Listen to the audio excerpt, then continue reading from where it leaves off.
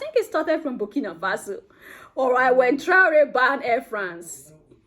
Or anyway, France brought that on themselves because they felt that they are so smart, or they felt that they are so almighty and so high and mighty, all right, that they needed to go on some strike to punish the Burkinabe, and they never knew that Traore had something installed for them, and he banned Air France. Right now, Niger bans France24 from Niger, all right, and of course, the EU is out there crying about this ban. Why should Niger ban France24? And of course, you know, one thing with this is their media. This is their platform. They always stir trouble. They are always going around with information that is not true. That is it. Because some of you in France, if you're in France, I don't know how you get direct informations that are not adulterated, because before they bring that information to you, they're going to sugarcoat it in a way that they might just make your brothers in the continent look as like the worst enemy, like the worst demons on earth, and then paint themselves to look like the saviors. They are trying to help your poor brothers in Africa, and your poor brothers are not accepting it. So you feel that, oh, thank goodness I'm not even in the continent. Let me remain in France and enjoy my life and forget about those my brothers. What I'm saying in essence is that the message is always adulterated before it even gets out there. The EU considers unacceptable the suspension of Radio France International and France24 in Niger. This measure is a serious violation of the right to information and freedom of expression. The EU strongly condemns these violations of fundamental freedoms. Yeah, they're strongly condemning Niger. You'd think they'd be actually giving them an award or something. This is really rich. By Brussels' own standards, cracking down on media platforms you don't like is critical to preserving democracy. So why aren't they congratulating Niger for grasping the concept of what the EU did itself when it banned Russian media across the whole bloc?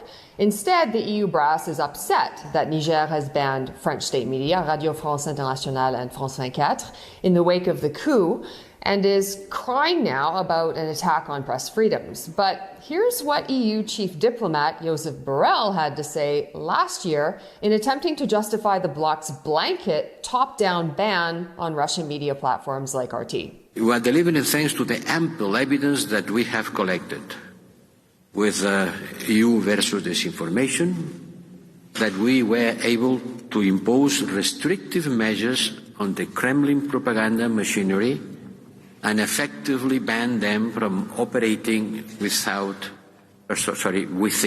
the European Union, to ban them from operating within the European Union. And on doing that, we are not attacking the freedom of expression, we are just protecting the freedom of expression. That sounds super democratic. So basically what he's saying there is that the EU collected evidence on their own and then judged it and then implemented the ban. I'm pretty sure that, you know, the new coup leaders in Niger probably can say that they did exactly the same thing. So censorship, according to Joseph Borrell, is actually just protecting free speech by rebranding dissent as, quote, disinformation. Way to open the door for any and every country to spin dissent as a national security threat. The French Foreign Affairs Ministry also reacted, saying that the French media censorship in Niger, quote, takes place in a context of authoritarian repression. Where were they, the French government, when the EU was doing exactly the same thing to Russian-linked media that platformed French journalists? I wonder if these big European defenders of free speech have noticed that the list of websites that now require Europeans to use a VPN within Europe in order to circumvent European censorship efforts has never been so long. So now these same folks responsible for information crackdowns at home are positioning themselves as protectors of the free press and free speech in Niger. Anyway, Your Majesty, this is what we call double standard. This is what we call hypocrisy of the highest level. Like, when they do theirs, they feel is the right thing. It is the law. They give you reason why it is democracy. They give you reason why it should be done that way. But when you do the same thing to them, oh my goodness, Your Majesties, they run out shouting and crying and, I know, making you feel like you are the bad one. The French ambassador and the troops will be leaving Niger, like,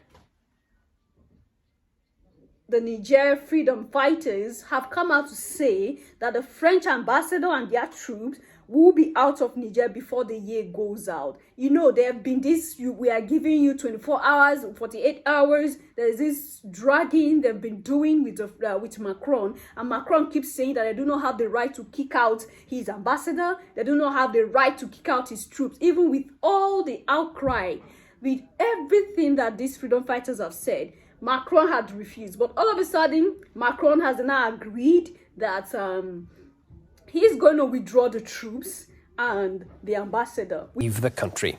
Niamey had this direct message both to Paris and any other external powers, in their words, that seek to override the nation's sovereignty. French troops and the French ambassador will leave Niger before the end of the year. This is a historic moment that shows the determination of Niger's people. Each person, each institution or structure that threatens the interests of our country must leave the land of our ancestors. Imperialist and neo-colonialist forces are not welcome anymore on Nigerian territory. Well, that directly follows the French president making a dramatic U-turn on Sunday evening. Emmanuel Macron announced his country's ambassador's immediate departure from Niger and the end of a French military presence in the nation.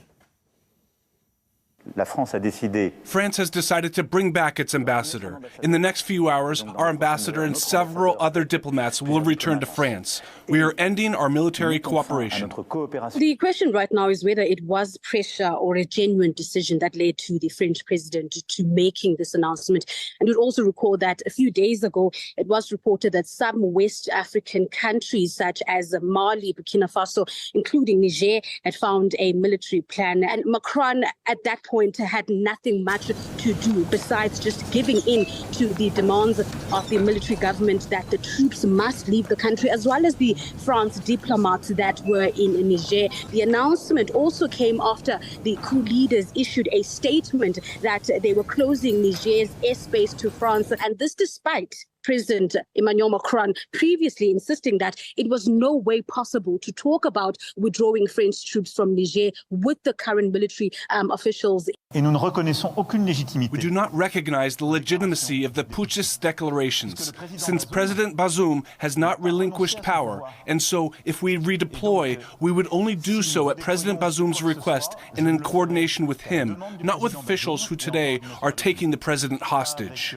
Experts continue to say that this particular coup is, of course, bruising for Macron after he sought to make a special ally of Niamey and a hub for France's presence in the region following the coup in Mali. On the other hand, ECOWAS has repeatedly threatened military action to restore Bazoum, but so far, those threats, none of them have been transferred into any action so far.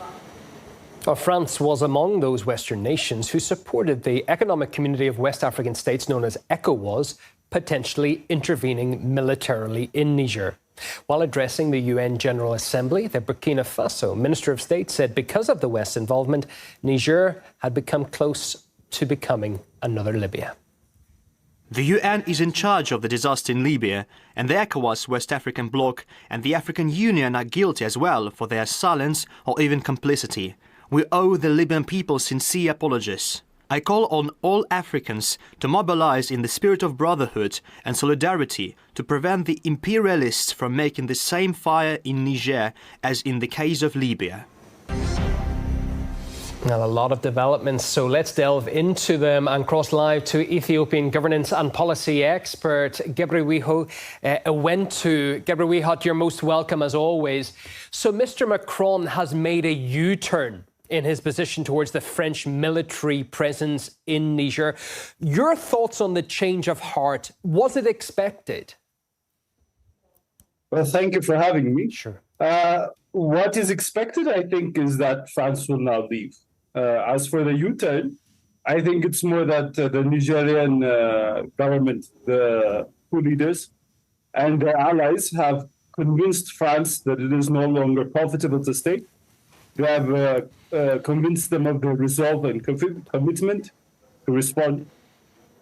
And Algeria and Chad and other nations not directly signing an agreement with Niger have also indicated that they would not support an assault on Niger. So in that situation, to continue to stay would have been an act of war.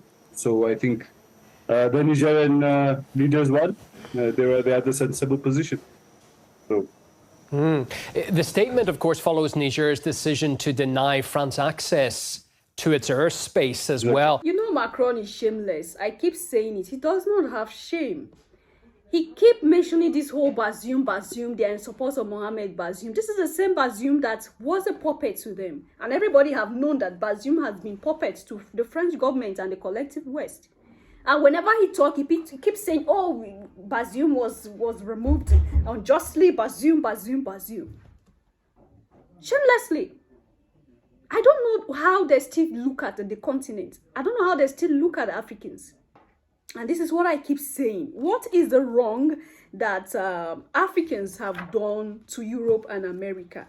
Why is Africa kicking out foreign bodies in the first place? Because these are things that we need to understand very well.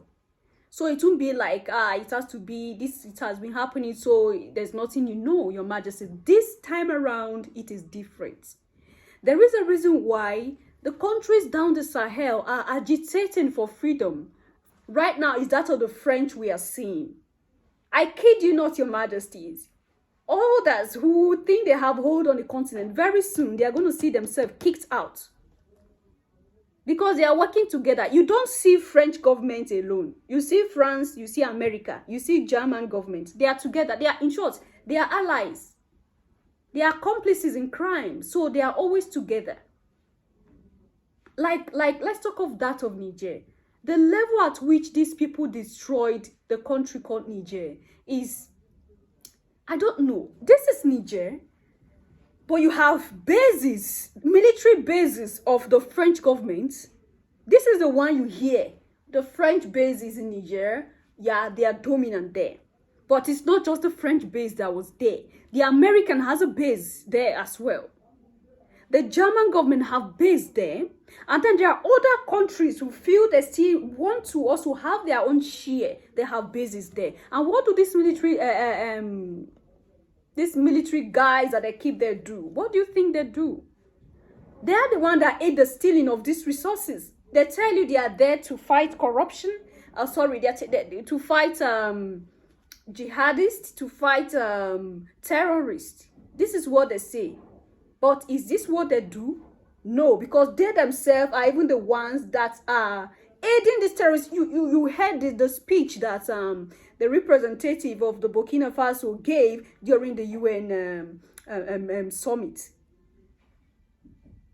There is no industry that produces ammunition in Akebuland, but these terrorists have fortified, expensive ammunitions. How do they get these things? Who gave it to them? And how do they know how to use all these things that they are using? Because there are bodies that are providing it, and that same body is the one teaching them how to do it. Then they use this group, they pay this group to come terrorize the people of that environment.